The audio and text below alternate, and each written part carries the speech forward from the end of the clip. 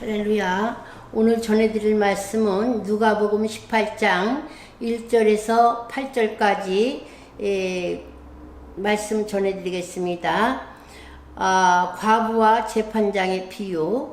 예수께서 그들에게 항상 기도하고 낙심하지 말아야 할 것을 비유로 말씀하여 이르시되, 어떤 도시에 하나님을 두려워하지 않고 사람을 무시하는 한 재판장이 있는데, 그 도시에 한 과부가 있어 자주 그에게 가서 내 원수에 대한 나의 원한을 풀어주소서 하되, 그가 얼마 동안 듣지 아니하다가 후에는 속으로 생각하되, 내가 하나님을 두려워하지 않고 사람을 무시하나 이 과부가 나를 번거롭게 하니 내가 그 원한을 풀어주리라. 그렇지 않으면 늘 와서 나를 괴롭게 하리라 하였느니라.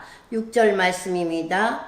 주께서 이르시되 불의한 재판장이 말한 것을 들으라. 하물며 하나님께서 그 밤낮 부르짖는 택하신 자들의 원한을 풀어주시지 아니하겠느냐?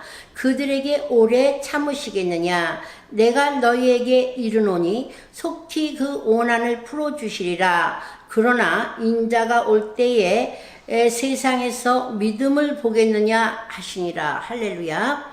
이 말씀을 보면서 우리가 느끼는 것은 하나님이 주시는 은혜는 세 가지로 생각할 수 있는데, 이 재판장이 말하는 그것을 보라고 주님 말씀했습니다. 6절에 또 이르시되 이 불의한 재판장이 말하는 것을 들으라. 이 사람은 사람을 무시하고 하나님도 두려워하지 않는다 그랬습니다. 아나무인 같은 사람입니다. 이 재판장이 비유할 때 이런 사람이지만은 우리가 기도할 때 하나님이 항상 낙심하지 말고 끈질기게 기도하라는 것을 말씀하십니다. 우리는 조금 어떤 문제를 가지고 기도하다가 힘들고, 기도가 예수님도 기도의 모범을 보셨고 제자들도 이 선지자나 이 성경에 나온 사람들이 다 기도의 사람들입니다. 그러면 예수님은 어떤 기도를 하셨고 12 제자들은 어떤 기도를 했으며 우리는 어떤 기도를 해야 되겠는가? 기도에 대해서 하나님은 참 많이 알려주셨습니다.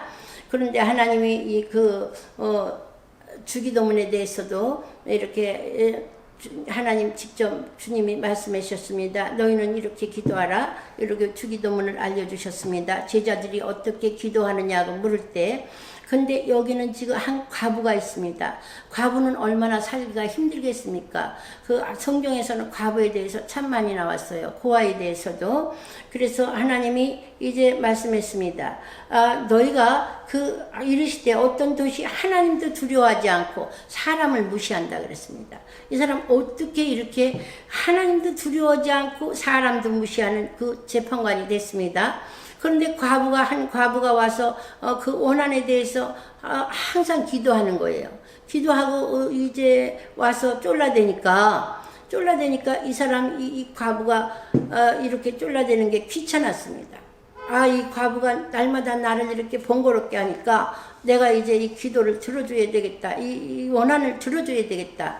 근데 하나님 기도에 대해서 말씀하셨습니다. 우리는 기도할 때 끈질긴 기도가 필요합니다. 근데 이 기도가 1시간 할 때, 2시간 할 때, 3시간 할 때 틀립니다. 그러니까 파워 있고 영적 기도를 해야 되는데, 처음에 기도할 때는 기도하지 않는 사람들, 기도가 어렵다는 사람들은 10분, 20분 해도 기도할 게 없다 그러죠.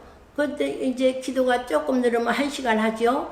1시간 하고 나면 기도할 게 없다 그러는 거예요. 또 기도하려고 그러면 이제 정신이 복잡한 거예요. 막 이 생각 저 생각 들고 기도할 시간을 갖기가 힘들죠. 그러나 우리는 하나님 앞에 이것저것 다 제쳐놓고 먼저 기도해야 될 줄 믿습니다. 기도의 시간을 정해야 됩니다. 그리고 기도를 하면 우리가 보통 아침에 새벽 기도하는 사람들은 새벽 기도하죠. 아침에 하나님 그 시간 되면 딱 깨워주십니다. 그래서 일어나서 기도하는 거예요. 자기 가정을 위해서도 기도하지만, 나라와 민족과 복음을 위해서도 기도하지만, 이 전체 세계 선교까지 기도를 해보실래요? 얼마나 기도가 많이 나가겠습니까? 그러니까 기도 훈련을 하면 기도는 할수록 기도가 늘어지는 거예요. 이 기도 안 하는 습관을 가지면 기도가 안 나오는 거예요. 그렇기 때문에 기도 훈련을 우리는 집에서도, 가정에서도, 어디서나, 혹 또 우리가 차를 타고 갈 때도 심지어는 기도하고 이렇게 해야 될 줄 믿습니다. 끈질긴 기도는 이 시간을 정해놓고 하는 게 참 좋습니다. 그런데 여기 사람을 무시하고 이 하나님도 무서워하지 않는 사람이 이 끈질긴 그 관청 때문에 이 말씀을, 과부의 소청을 들어준다고 했습니다. 우리도 여기서 말씀했습니다. 7절에 하물며 하나님께서 그 밤낮 기도를 부르짖는 택하신 자들의 원한을 풀어주시지 않겠느냐. 이사야서 58장에 하나님 기뻐하시는 금식의 기도가 있습니다. 근데 하나님 기뻐하시는 금식은 가난한 자를 드리며 그 고아 가부를 대접하며 하나님이 그 어진 손길을 내밀고 하면은 물된 동산같이 그 빛이 일어나고 그 모든 것이 꺼지지 않게 그렇게 하나님의 은혜가 물된 동생같이 흐른다고 말씀을 했습니다. 그런데 여기서도 8절에 내가 이르노니 속히 그 원한을 풀어주리라. 그러나 인자가 올 때에 세상에서 믿음을 보겠느냐 하시니라. 왜? 이 말세가 될수록 우리는 분주합니다. 그리고 세상에 그 미디어나 여러 가지가 발전했기 때문에 다른 데 정신을 팔게 됩니다. 그러나 그런 것을 다 제어하고 우리는 성결하고 거룩하고 하나님께 너희는 항상 내게 부르짖으라. 그 에레미야 33장 3절에도 주님 말씀했습니다.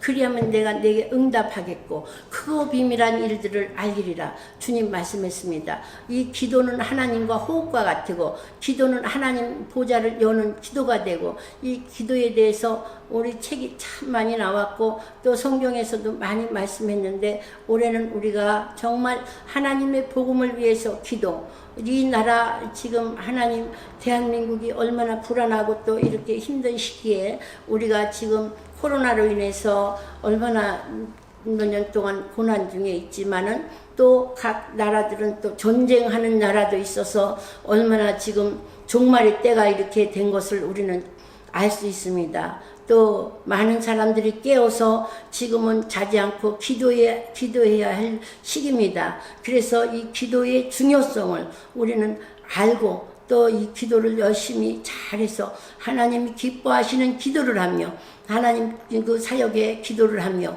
복음 전파에 위해서 기도를 하며 우리 영혼 구원을 위해서 기도하며 올해는 참 기도를 많이 해서 하나님 앞에 많은 상급을 받는 저와 여러분이 되시기를 예수님의 이름으로 축복합니다.